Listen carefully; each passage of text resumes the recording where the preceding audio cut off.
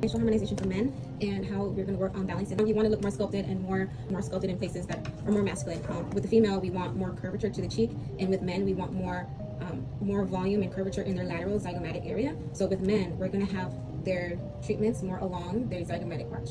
So outline needs to be about 110 to 120 degrees to give it more of a sharper look. With women, it's more 120 to 130 degrees. So usually you'll be looking at somewhere along this region where just making that a little bit sharper for the men. And that's such. And with males, we also want to ensure that the chin is very, I would say, squarer instead of giving more of a heart shape look that females have. And usually with the chin, it aligns to where it shouldn't be any wider than the corners of the golden ratio. And then keeping that central here, because it's where his chin should be. This is where a lot of individuals have volume loss. We call this decreased chin shadowing, and this is where we end up needing more support and volume in this region to just give it a straighter, more snatched look, and that usually entails coming up to the corners of the mouth and adding volume in this region as well. So that just means his cheek is going to pop a little bit more over here than the female would. So this is where his high point of his cheek will start for the man, and then we're going to still bring that all the way across in this region.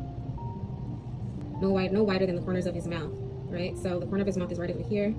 So we're not looking for it to be any wider than here to create that squarer, more structured look. And while we're creating that squarer look, we want to make chin is addressed, which is this pre-jowl right in here. And this is where most individuals need that volume support to now make that chin look more smooth and seamless right in this region. And usually that's coming with the cannulum here. And then you'll also notice that the chin height does need to match. So we want to measure the face in thirds as well. So we're going to have the upper thirds, usually it's all I would say the vertical height of the face is all equal and symmetrical. So head to the brow, and then we're going to have brow to the base of the nose. Now we need to get from the base of the nose to the chin, which should match 90 degrees as well. So the lips need to match for that ratio. Top of the lip here to the bottom of the lip. You see how the ratio doesn't match for her. So yes, she has a good ratio for her lip to her chin, so her chin doesn't need to be any longer. So it will be the same thing for a man. We want the ratio for his lips and his mouth to match as well. We're not going to want to elongate his chin. So it's just more adding structure and width for that chin. So it's going to make sure that thirds of their face matches. So the upper face matches the middle face, the brow to the nose, here we go, to then the nose to the mouth. So the thirds match. You need to have equal thirds. So on this side, she's missing a little bit of volume down here versus this side of her chin, she didn't. Not so much.